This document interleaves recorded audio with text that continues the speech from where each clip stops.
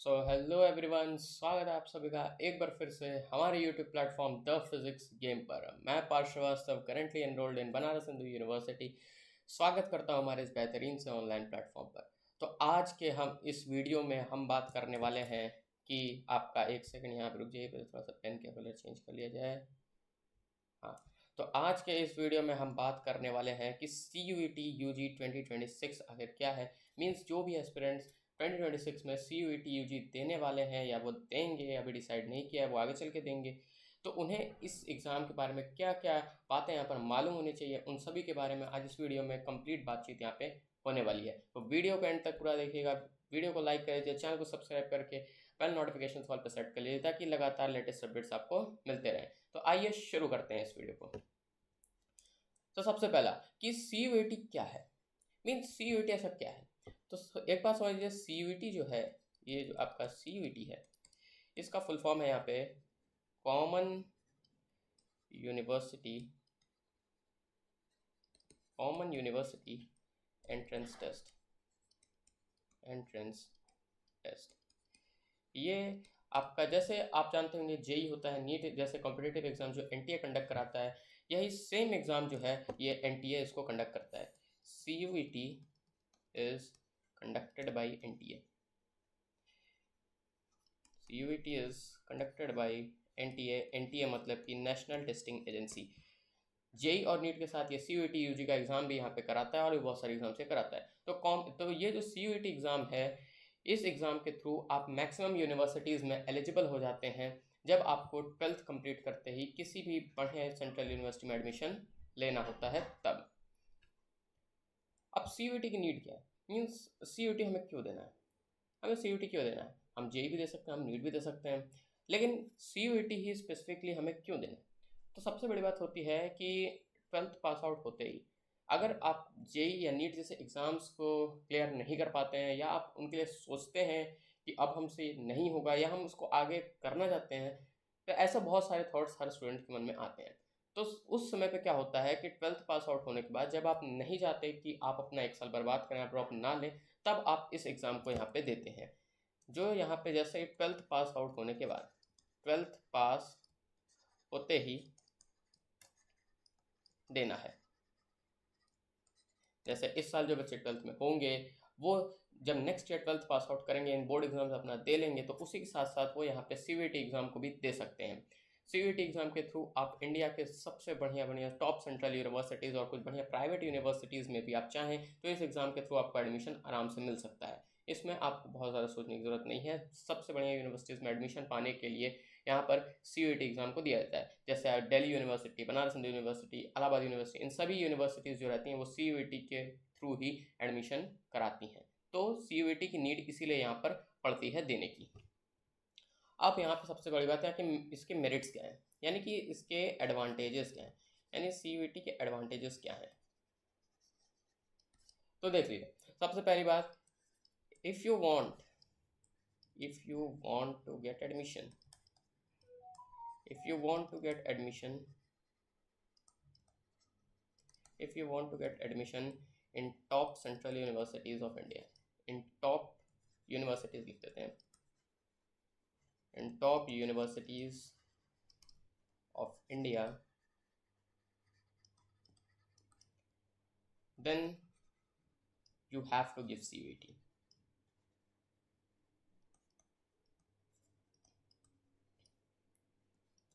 यानी जैसे ही आपको 12th पास होते ही जब आप किसी बढ़िया टॉप सेंट्रल यूनिवर्सिटीज़ में या किसी बढ़िया प्राइवेट यूनिवर्सिटी और भी जितनी भी बढ़िया यूनिवर्सिटीज़ होती है, जब आपको वहाँ पर एडमिशन लेना आपका मन करता है या आपको जाना है, तब आप सी एग्ज़ाम के थ्रू वहाँ पर जा सकते हैं। तो सी का सबसे बड़ा मेरिट ये होता है कि आप एक पर्टिकुलर एग्ज़ाम दे के मैक्सिमम यूनिवर्सिटीज़ के लिए एलिजिबल हो जाते हैं।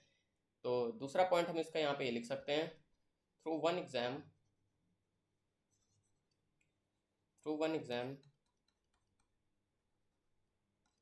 an aspirant becomes eligible an aspirant becomes eligible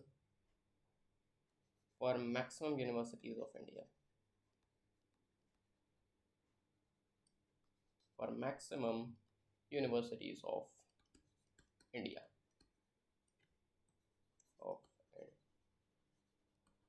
अब जैसे क्या होता है कि आपका मन है कि हमें दिल्ली यूनिवर्सिटी में ही पढ़ना है, हमारा मन है कि हमें BHU जाके ही पढ़ना है, तो वहाँ पर क्या होता है, वहाँ का एक क्राइटेरिया होता है। आप वहाँ पे अब वहाँ पे जाके आप वहाँ पे एग्ज़ाम देने की आपको ज़रूरत नहीं पड़ती। आप जहाँ पर हैं वहाँ पे आप CUET एग्ज़ाम का फॉर्म फिल कीजिए बस, और उस CUET एग्ज़ाम के थ्रू आप इंडिया के मैक्सिमम यूनिवर्सिटीज़ के लिए एलिजिबल हो जाते हैं। और जितने भी टॉप सेंट्रल यूनिवर्सिटीज़ होती हैं सब की सब CUET एग्ज़ाम के बेसिस पे ही वहाँ पर एडमिशन लेती हैं, अगर वहाँ पर आप BA BSc BCom जैसे कोर्सेज करना चाहते हैं तो। यानी कि एक एग्ज़ाम के थ्रू आप मैक्सिमम यूनिवर्सिटीज़ ऑफ इंडिया के लिए एलिजिबल हो जाते हैं, यानी कि एक एग्ज़ाम दे दोगे तो मैक्सिमम यूनिवर्सिटीज़ के लिए एलिजिबल हो जाओगे। अब ये सिस्टम नहीं है कि तुम्हें दिल्ली यूनिवर्सिटी में पढ़ना है तो तुम्हें दिल्ली जाके एग्ज़ाम देना होगा, तुम्हें BHU पढ़ना है तुम्हें बनारस आगे एग्ज़ाम देना होगा, इलाहाबाद यूनिवर्सिटी में पढ़ना है तो इलाहाबाद जाके एग्ज़ाम देना होगा, तो ऐसा बिल्कुल नहीं है।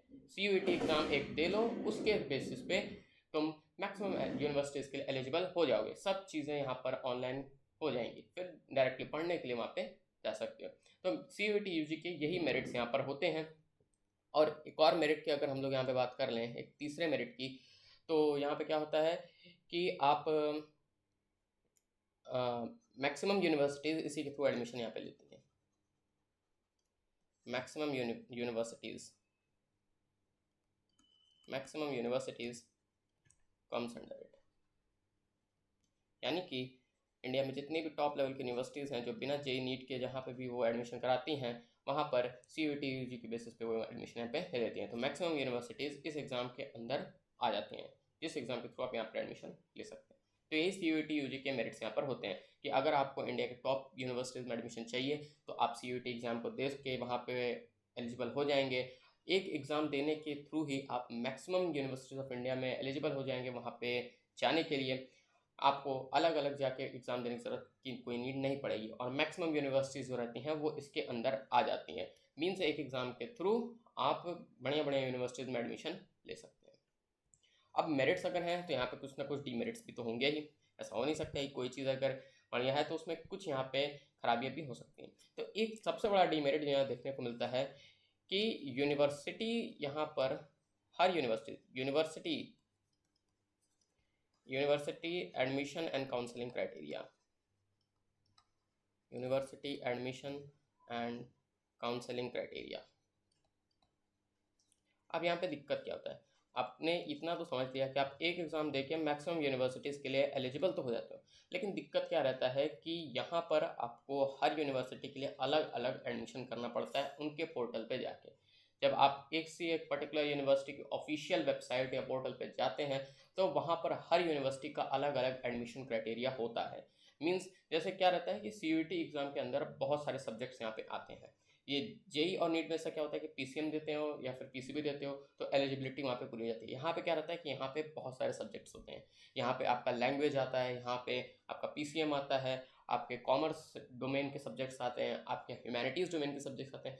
तो सबका यहाँ पर क्राइटेरिया अलग अलग होता है। हर यूनिवर्सिटी में यहाँ पर काउंसलिंग करवाना अलग अलग क्राइटेरिया पे बेस्ड है। जैसे कि अगर BHU में जाओगे तो वहाँ पे BHU में जाने के लिए अगर तुम्हें BSc कंप्यूटर साइंस करना है तो वहाँ क्या होता है, वहाँ पे डायरेक्टली PCM से मेरिट बन जाती है, फिजिक्स केमिस्ट्री और मैथ्स के बेसिस पे मेरिट बन जाएगी। लेकिन अगर तुम्हें दिल्ली यूनिवर्सिटी में एडमिशन लेना है तो वहाँ पे PCM तो जुड़ेगा ही, साथ ही साथ एक लैंग्वेज का पेपर भी यहाँ पे नेसेसरी होता है, और लैंग्वेज खासतौर पर इंग्लिश ही होता है। तो ये यहाँ का एक सबसे बड़ा डेमेरिट है कि हर यूनिवर्सिटी अलग अलग तरह की मेरिट्स यहाँ पे बनाती हैं, एक कॉमन मेरिट यहाँ पे बन के नहीं आती है। दूसरा जो सबसे बड़ा डीमेरिट होता है, ये अभी मैंने बता ही दिया कि number of subjects her university में सब्जेक्ट्स यहाँ पे वैरी करते हैं। कहीं किसी यूनिवर्सिटी में 2 सब्जेक्ट के थ्रू मेरिट बनेगी या 3 के थ्रू बन जाएगी, या हो सकता है 5 के थ्रू बन जाए। तो हर यूनिवर्सिटी में सब्जेक्ट्स यहाँ पे नंबर ऑफ सब्जेक्ट्स यहाँ पे अलग अलग होते हैं किसी भी एक पर्टिकुलर कोर्स करने के लिए। तो यहाँ पे आपको एग्ज़ाम देने की ज़रूरत पड़ती है ज़्यादा से ज़्यादा टेस्ट पेपर्स की। और CUET में क्या होता है कि आप मैक्सिमम 5 पेपर्स ही दे सकते हैं, मैक्सिमम 5 पेपर्स आर अलाउड। ज़्यादा से ज़्यादा आप 5 पेपर्स का ही एग्ज़ाम दे सकते हैं। जैसे आप JEE में बात करें तो वहाँ पे फिजिक्स देते हैं, केमिस्ट्री देते हैं, मैथमेटिक्स देते हैं, 3 सब्जेक्ट्स वहाँ होते हैं। लेकिन यहाँ क्या होता है, यहाँ पे आप मैक्सिमम 5 पेपर्स भी दे सकते हैं। मीन्स आप अपने फिजिक्स दे सकते हो, केमिस्ट्री दे सकते हो, मैथ्स दे सकते हो, या साथ में चाहो तो वहाँ पे इंग्लिश का भी यहाँ पे दे सकते हो, हिंदी भी देना पड़ता है। तो इन सभी के यहाँ पर दिक्कत यहाँ पे पड़ती है। हर यूनिवर्सिटी का एडमिशन काउंसलिंग क्राइटेरिया और सब्जेक्ट वेरिएशन यहाँ पे बहुत देखने को मिलता है। तो इस चीज़ पे भी यहाँ पे थोड़ा गौर फरमाना पड़ता है जब एग्जाम देते हैं। तो अब अगला देखते हैं। अब एलिजिबिलिटी क्राइटेरिया, तो एनटीए की तरफ से कोई बहुत ज़्यादा स्पेसिफिक एलिजिबिलिटी क्राइटेरिया नहीं है। यूनिवर्सिटी अपने अलग अलग रूल्स और रेगुलेशंस निकालती है जहाँ पे आपको उसको पास करना पड़ता है, तभी आप उस यूनिवर्सिटी के लिए एलिजिबल होते हैं। तो सबसे पहले क्या होता है कि आप 12th पास होने चाहिए, या अगर आप 12th अपियरिंग भी हैं, जैसे मान लीजिए 2026 में जो बच्चे 12th का एग्ज़ाम देके बोर्ड का पास आउट होंगे वो लोग भी CUET UG एग्ज़ाम देने के लिए एलिजिबल होते हैं। तो 12th अपियरिंग भी यहाँ पर आ जाते हैं, कोई स्पेसिफिक यहाँ पे दिक्कत नहीं पड़ती है इसको लेकर। फिर अगला जो चीज़ यहाँ पे होता है वो यहाँ पर होता है कि आपका 12th बोर्ड में कितना मार्क्स होना चाहिए। 12th बोर्ड एग्जाम से आप दे लेते हैं तो वहाँ पर आपको कितना परसेंट वहाँ पे स्कोर करना पड़ता है इस एग्ज़ाम में एलिजिबल होने के लिए। तो एनटीए के द्वारा ये कोई स्पेसिफिकली फिक्स नहीं है, लेकिन हर यूनिवर्सिटी में यहाँ पर ये परसेंटेज वेरी करते हैं। जैसे कुछ यूनिवर्सिटीज़ में आपको 60% की नीड पड़ेगी, कुछ में 50% की नीड पड़ेगी। तो ऐसे ही नीड यहाँ पे पड़ती है। मिनिमम 50% की नीड तो हर यूनिवर्सिटी में पड़ जाती है जो जनरल कैटेगरी को बिलोंग करते हैं। जब आप कैटेगरीज में जाते हैं, OBC में जाते हैं, SC ST में जाते हैं, तो ये 5% और नीचे हो जाता है। तो ये हर यूनिवर्सिटी का एक अलग से रूल्स क्या कह सकते हो क्राइटेरिया होता है एलिजिबिलिटी पूरी करने के लिए। और जो तीसरा सबसे बड़ा बात आता है जो आपकी एज है, एनटीए के द्वारा कोई स्पेसिफिक नहीं है। एनटीए ने कोई भी स्पेसिफिक एज यहाँ पे प्रोवाइड नहीं की है। मीन्स कोई एज बाउंडेशन एनटीए का CUET UG एग्ज़ाम देने के लिए नहीं है, लेकिन हर यूनिवर्सिटी में यहाँ पर फिर से एक बार फिर क्राइटेरिया लग जाता है। वैसे मैक्सिमम एज मैं आपको बता दूं, एज जो है वो आपकी लेस देन इक्वल टू 22 होनी चाहिए, यानी कि 22 साल या उससे कम की उम्र के हैं तब आपके लिए बहुत बढ़िया है ये एग्ज़ाम देने के लिए। उससे एक्सीड कर जाते हैं तो यहाँ पे दिक्कतें बढ़ती हैं। तो ये चीज़ भी आपको ध्यान में रखनी चाहिए। तो यही तीन क्राइटेरिया होती हैं। आप 12th पास होने चाहिए या 12th अपियरिंग होने चाहिए। 12th के बोर्ड एग्जाम्स में आपके यहाँ पे एनटीए की तरफ से कोई स्पेसिफिक परसेंटेज फिक्स नहीं है, लेकिन हर यूनिवर्सिटी के क्राइटेरिया में ये अलग से फिक्स हो जाते हैं। और एज बाउंडेशन आपकी 22 या उससे कम होनी चाहिए मैक्सिमम केसेस में। ये चीज़ें आपको यहाँ पे ध्यान में रखनी चाहिए एलिजिबिलिटी क्राइटेरिया पूरी करने के लिए। अब अगला बात आता है कि यहाँ पर पेपर पैटर्न क्या होता है और टोटल सब्जेक्ट्स क्या होता है। तो अब यहाँ का पेपर पैटर्न बहुत ही सिंपल है। सबसे पहला, हर एक टेस्ट पेपर जो रहता है, एक टेस्ट पेपर या कह सकते हो एक पेपर, हर पेपर जो रहता है वो 250 मार्क्स का होता है। 250 मार्क्स का होता है। मीन्स एक क्वेश्चन जो रहता है वो आपका यहाँ पर 5 मार्क्स का होता है। अगर आप करेक्ट करते हैं तो आपको 5 मार्क्स मिलते हैं, और -1 यहाँ पर होता है जब आप यहाँ पे गलत करते हैं। मीन्स अगर आपने अटेम्प्ट किया, वो क्वेश्चन सही हुआ तो आपको यहाँ पे +5 मिल जाएंगे, लेकिन अगर अब वो क्वेश्चन गलत निकल गया तो आपके लिए यहाँ पे -1 यहाँ पे देखना होगा। और अगर आप कोई क्वेश्चन लीव करते हैं तो उसके लिए 0 for leaving the question, for leaving the question, for leaving the question. तो पेपर पैटर्न यही होता है। तो अब इस चीज़ से आप समझ जाइए कितने क्वेश्चन होते होंगे। 50 क्वेश्चन यहाँ पर एक टेस्ट पेपर में पूछे जाते हैं, +5 मार्क्स का एक क्वेश्चन होता है, -1 यहाँ नेगेटिव मार्किंग भी चलती है, और 0। तो ये 3 तरीके के यहाँ पे क्वेश्चन पे मार्क्स देने की क्राइटेरिया होती है। सही करोगे तो +5 मिलेगा, गलत करोगे तो -1 मिलेगा, और छोड़ दोगे तो 0, यानी कोई मार्क्स वहाँ पे नहीं मिलेगा। 250 मार्क्स का एक पेपर होता है।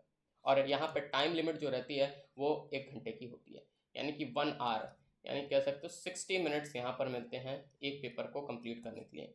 60 मिनट्स का एक पेपर यहाँ पर होता है। और यहाँ पर क्या रहता है कि एग्ज़ाम कंडक्ट कराने के तरीके बड़े अलग अलग होते हैं। जैसे जब शुरुआत हुई थी 2022 में, तो सिर्फ CBT मोड पे पेपर हुआ, यानी कंप्यूटर बेस्ड टेस्ट जैसे JEE और JEE में होता है। 2023 में भी सेम हालत थी, 2023 में भी CBT कराया गया था। फिर जब 2024 आया तो हाइब्रिड मॉडल में कराया गया।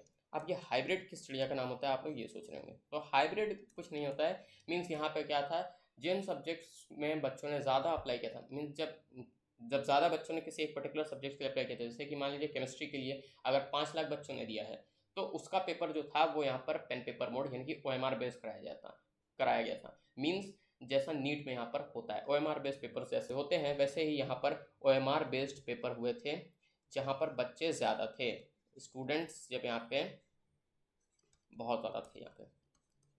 और जिन सब्जेक्ट्स में यहाँ पर बच्चों ने ज़्यादा अप्लाई नहीं किया था, कम ही किया था, जैसे कि आपके संस्कृत वगैरह आ जाते हैं, तो वहाँ पर क्या था, वहाँ पे CBT करा दिया गया था।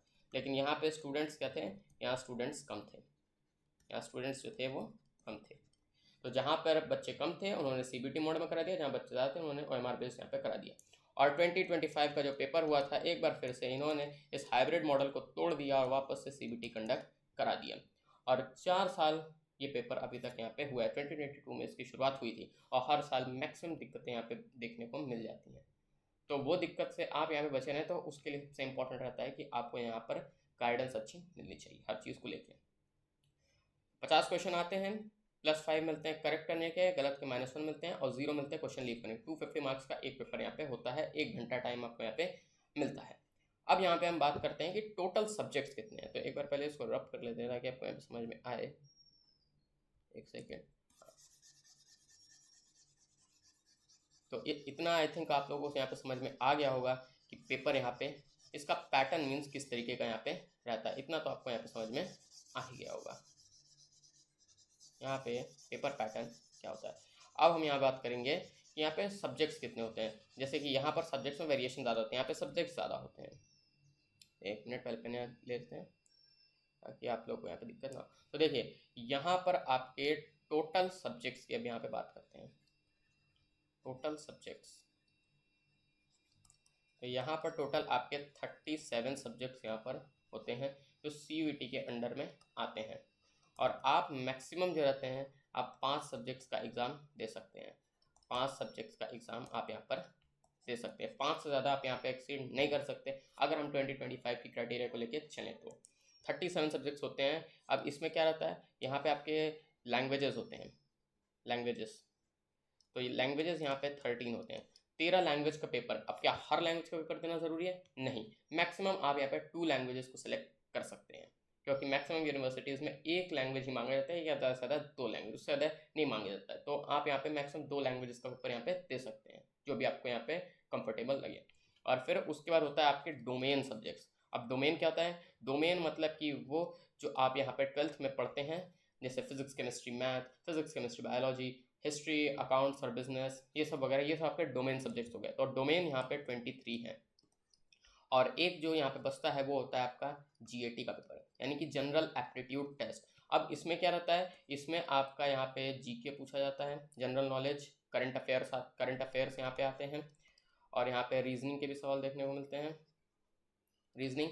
और यहाँ पे थोड़ा बहुत यहाँ पे मैथ्स का भी यहाँ पे पोर्शन देखने को मिलता है, जनरल मैथ्स कह सकते हो, ये भी आपको यहाँ पे देखने को मिल जाता है। तो GAT में ये सब कवर अप होते हैं। तो इन सभी में से आपको मिला जुला के इन 37 सब्जेक्ट्स में से आपको ये 5 सब्जेक्ट्स का एग्ज़ाम देना पड़ता है। मैक्सिमम 5 ही आप सेलेक्ट कर सकते हैं अब तक की, जैसा कि NTA ने यहाँ पे बताया है, मैक्सिमम इतने। तो इतने सब्जेक्ट्स यहाँ पे आपके होते हैं।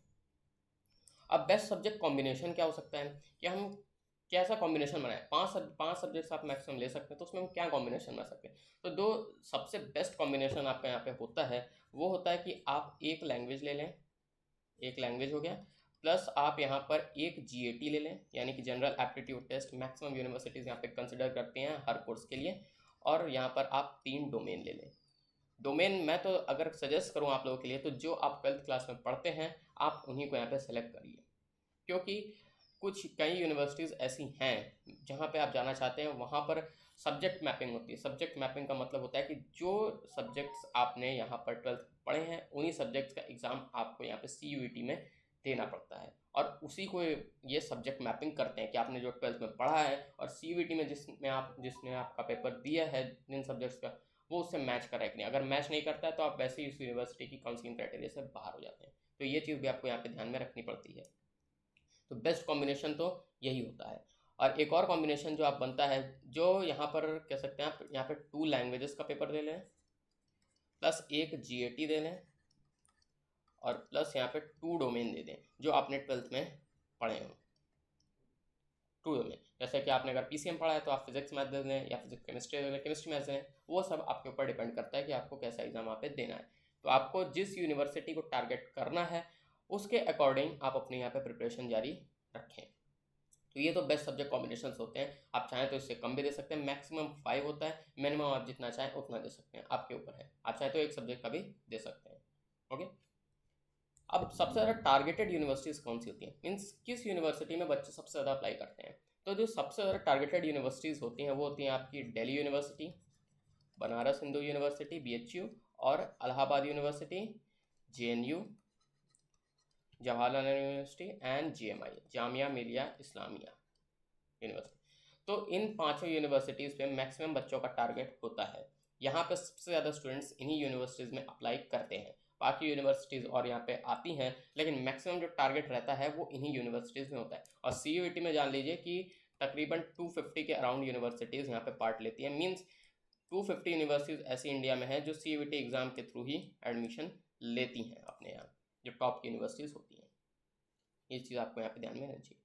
तो जो सबसे ज़्यादा टारगेट होती हैं DU, BHU, AU, JNU and JMI, तो ये सबसे ज़्यादा टारगेटेड यूनिवर्सिटीज़ होती हैं। उम्मीद है आपको ये चीज़ समझ में आई होगी। और सभी यूनिवर्सिटीज़ का एडमिशन और काउंसलिंग क्राइटेरिया अलग अलग होता है, सबके अपने रूल्स रेगुलेशंस होते हैं।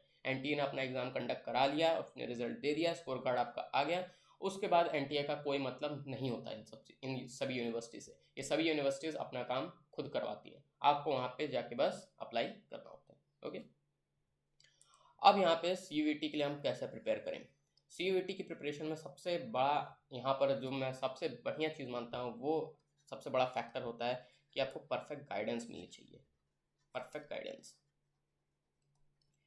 यानी कि जब आप इस एग्ज़ाम को देने जाएं तो आपको सबसे पहले यहाँ पे गाइड करने वाला कोई ऐसा हो जो आपको बता सके कि क्या आपके लिए करना बेस्ट है, क्या आपके लिए यहाँ पर बेस्ट नहीं है। ये चीज़ आपको यहाँ पर परफेक्ट गाइडेंस यहाँ पे मिलनी चाहिए। और परफेक्ट गाइडेंस के लिए आप हमारे चैनल को सब्सक्राइब करके रखिए, आपको हर तरीके की गाइडेंस यहाँ पे प्रोवाइड होंगी, हर साल होंगी। जितने भी एस्पिरेंट्स आएंगे सबको परफेक्ट गाइडेंस यहाँ पे मिलेगी इस चैनल पे।